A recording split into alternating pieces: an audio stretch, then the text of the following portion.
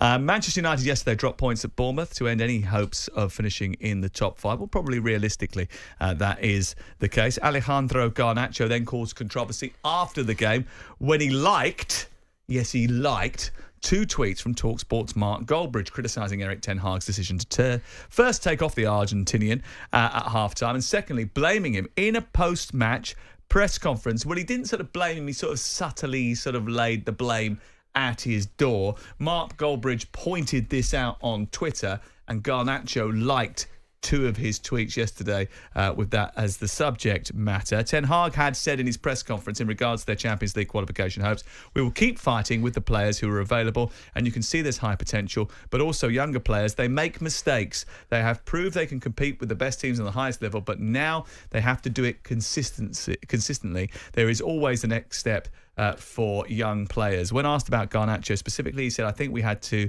repair over that right side. We didn't play well. The spaces were there in possession. We had to bring a sub there. Garnacho was not training during the week, only yesterday. We thought, bring some energy, bring some more quality in the sense of cooperation, togetherness over on that right side. Was he right to specifically blame Alejandro Garnacho? It's an easy, managers always take the easy way out, where it's the young player who, if things aren't going well, you get the hook, you take the burden of the blame. Mark Goldbridge has a point, because with the young player, with Garnacho being off, there's loads of times he could have brought Marcus Rashford off. There's loads of times he could have brought Bruno Fernandes off. I didn't even realise Marcus Rashford was playing yesterday. Right, so you could have swapped wings, couldn't you? Put Garnacho over onto the left-hand side, put Diallo on the right-hand side. The only thing I would say with Garnacho is, as brilliant as what he's been, which he has been brilliant going forward, and he scored some worldy goals.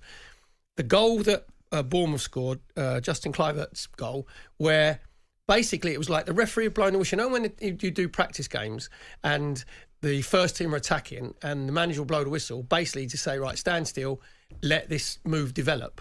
That's what looked like happened, because when Senesi gives it to Kluivert in that inside left position, he's in 20, 30 yards of space. Garnacho's not tracking back. Dalot isn't tracking back. And Kluivert can't believe gets into the box. To be fair, it's a brilliant finish.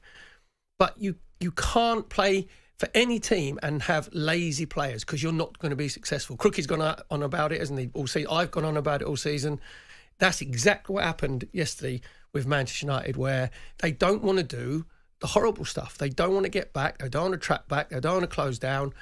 And it is the easy way out you can to pick on a younger player. So I agree with Mark Goldbridge there. Garnacho liking it basically means that he knows that the manager's gone.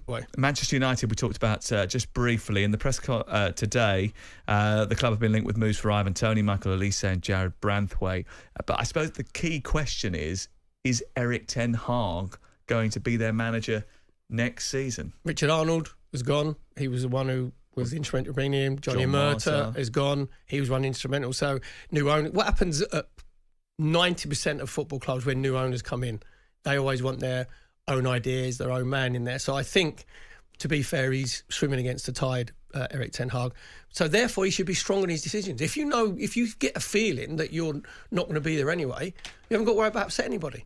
And there is a rule for the young players recently. They were so poor yesterday. They're just open yesterday defensively. It was quite frankly embarrassing actually at times. And you think that this is a team that, over the course of the last few weeks have conceded goal after goal at Stamford Bridge when they should have won the game. They've conceded only 2 goals in the game against Liverpool, but conceded so many shots. In fact, there was more shots in that game than there was down, with Dom when he's out on a race with all of his team. Freshers Week at your local student union. I mean, but they escaped that. To go to Bournemouth and think that they can get away with it again was always going to be misguided. And that has been a huge problem. The number of shots they've conceded so far this season in the Premier League is just unreal, really. Do you know what they're averaging? They're averaging 20 shots. Yeah, it's just ludicrous. Throughout the whole top 5 and the European Premier League's leagues. turned like proper exciting and attack-minded, and I get that, and there is obviously a shift in that direction, but only Luton have conceded more shots in the Premier League than Manchester United. It's 574 shots they've conceded, Manchester United. So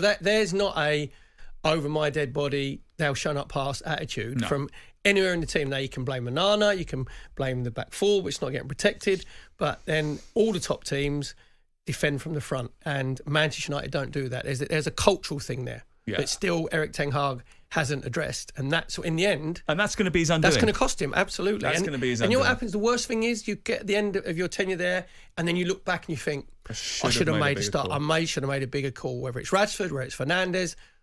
Same as Mikel Arteta with Aubameyang. You have to make those big calls. On AM, on DAB, via the talkSPORT app and on your smart speaker. talkSPORT.